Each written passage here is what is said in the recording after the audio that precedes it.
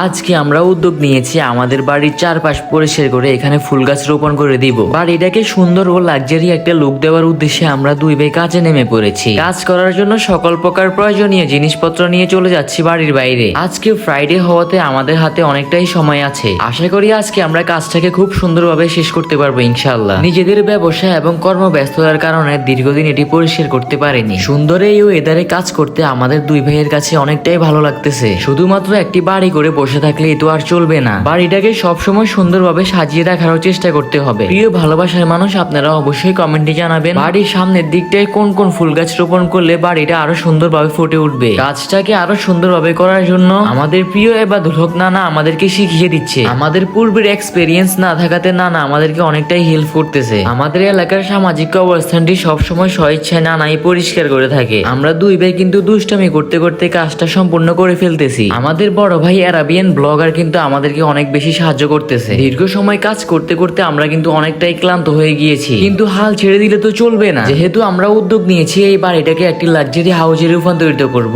এবং আলহামদুলিল্লাহ আমরা কিন্তু আমাদের কাজটা সম্পূর্ণ করতে পেরেছি। তো কাজ সম্পূর্ণ করার পর আমরা আমাদের ইনস্ট্রুমেন্ট গুলো বাসায় ধুয়ে মুছে রেখে দিচ্ছি। তারপর আমরা আমাদের একজন প্রিয় কাকাকে ধানের চারা গাছ রোপণ করতে সাহায্য করতেছি। আজকে যেহেতু শুক্রবার, তাই সকল কাজ শেষে আমরা তাড়াতাড়ি করে গোসল করে নিচ্ছি। ছোটবেলায় কারা আমাদের মতো পুকুরে লাফঝাপ করতেন তা অবশ্যই কমেন্টে জানাবেন। পেজটি ফলো করে বন্ধু হয়ে পাশে থাকবেন। আসসালামু আলাইকুম।